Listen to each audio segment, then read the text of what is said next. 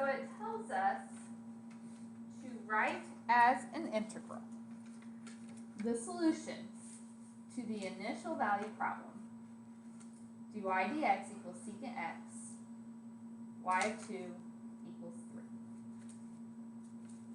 So we are trying to come up with the original equation, y of x. That's what we're finding.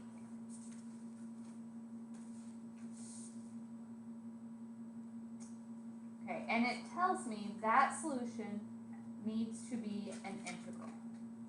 So my final answer will have an integral in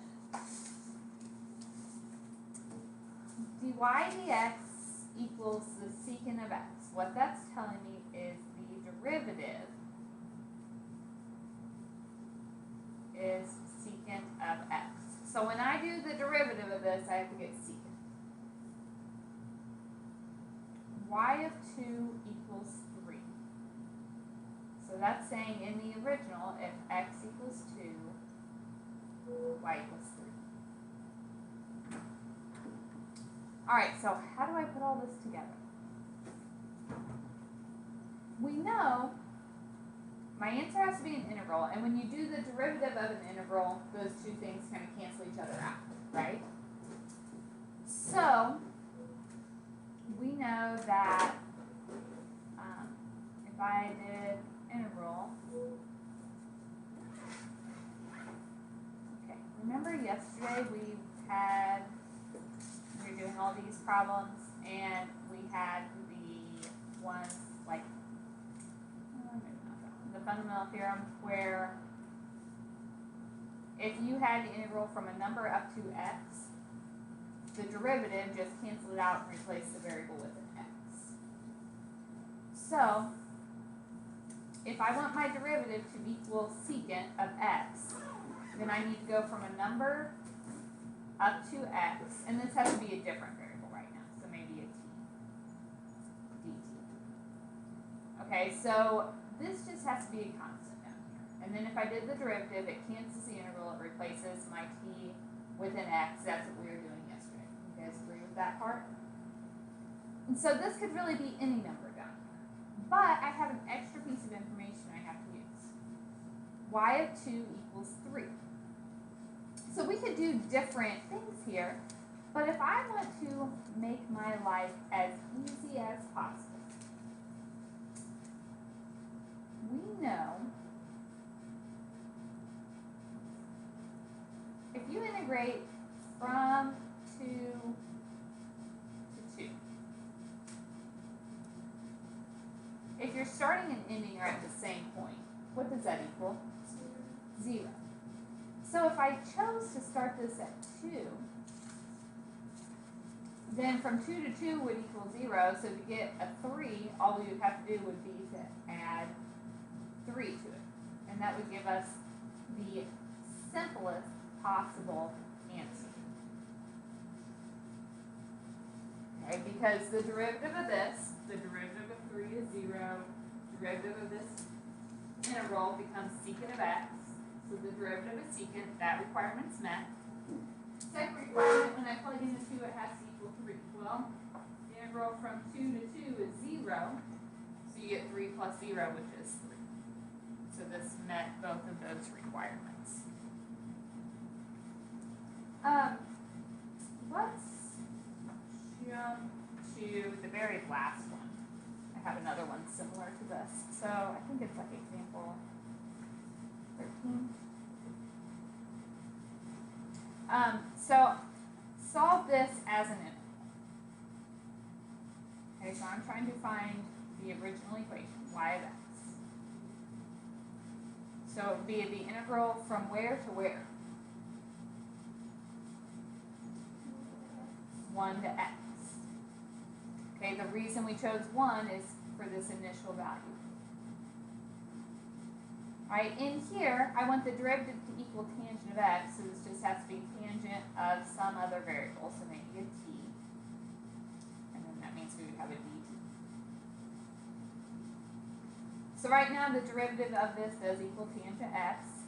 And then y of 1 has to equal 2, so what would I do? Add. And you could put this on the end. I just put it out in front so it's clear that shoe is separate from the integral itself. Alright.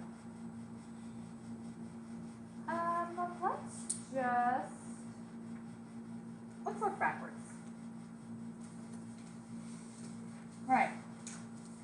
G of x is the integral of the function over the specified interval. So g of x is the integral over the interval 0 to x of this function.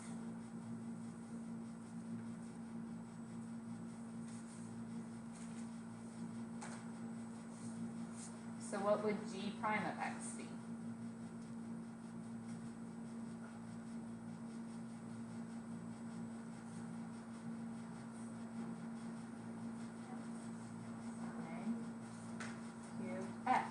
From yesterday.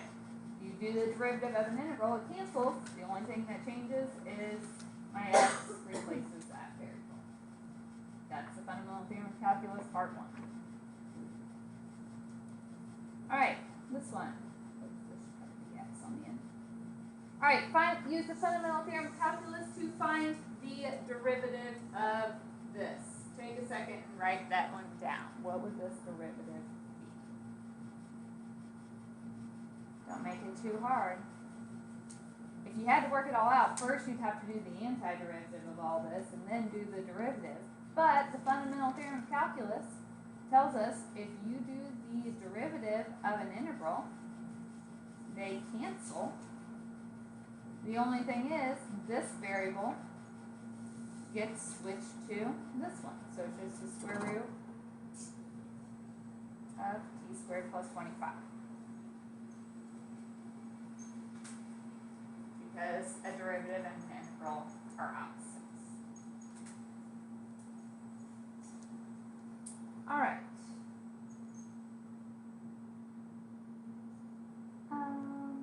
Let's do, I want to do this one, but I'm going to make this just an indefinite, well, never mind. We'll just keep it, but this one's going to have an ugly answer. Just FYI. When we plug things in. What would I have to do before I could integrate this?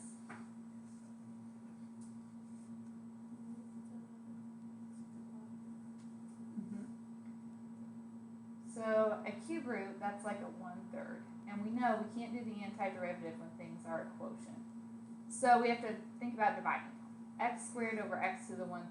So you subtract x from it. So 2 minus 1/3 is 5/3. Minus, this is x to the first over x to the 1/3. So 1 minus 1/3 is 2/3. Plus 3x to the negative 1/3 dx. Alright, so antiderivative.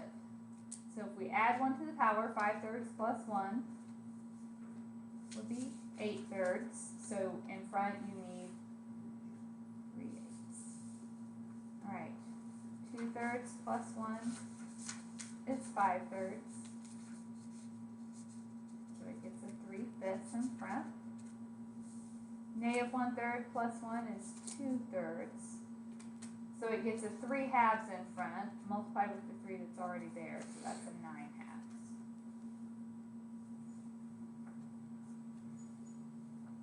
Okay. This is going to be ugly. Let's just get a calculator here. So if we plug in, so you get 3/8 times negative 1 to the 8/3 minus 3/5 times negative 1 to the 5/3 plus 9/2 times negative 1 to the 2/3 minus, and then you have to plug in your 2.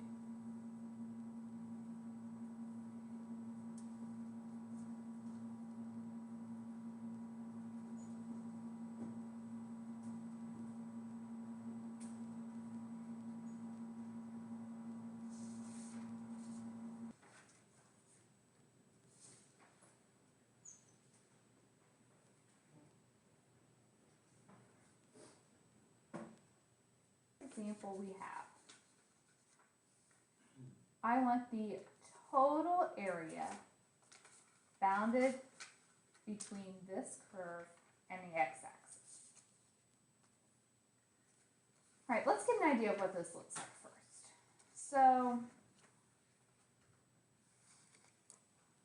if I'm going to find this total area, we need to set that equal to 0 to start with, figure out where this hits the x-axis. The total area, that's kind of like saying the absolute value of it. So I could take out x,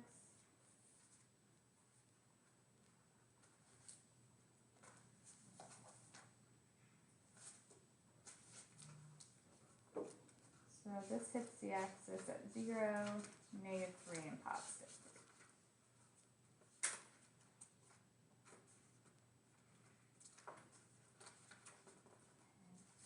If you put in like a -1, you get -1 + 10, so you're getting a positive. If you put in a +1, you get 1 - 9, which is negative. So this graph looks something, just as a really rough sketch, like this. Okay, I am asked to find these portions. Now, I don't want to just integrate from -3 to positive. Here's why. If we do that, everything above the axis is positive and everything below is negative, and it ends up subtracting away. I'm asking for the total area contained. So I'm not talking about positive and negative, I'm talking about like the absolute value of that area. So we have to break it up. So we could integrate from -3 to 0. And that part was above the axis, so we don't have to do anything. Plus, from 0 to 3, that was below the axis, so that would be negative. How would I make it a positive? Yeah, it's like the absolute value, or if it's a negative, we need the opposite of that. So it would be a -x³ plus 9x.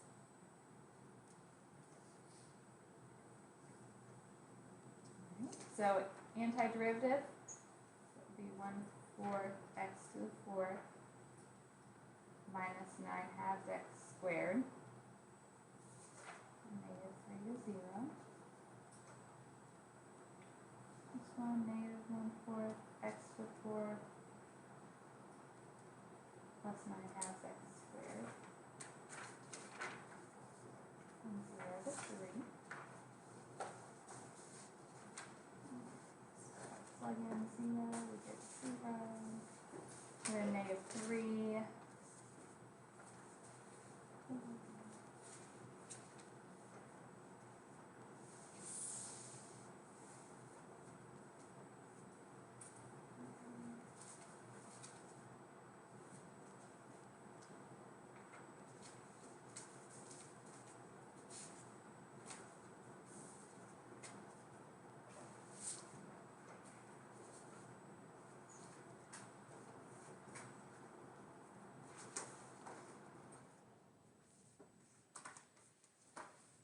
So you get 1/2. If we had just integrated from -3 to 3, we would have gotten 0 here, because we had the same amount above and below, and it would have subtracted away. And again, the only reason I had to do it this way is because I said give me the total area.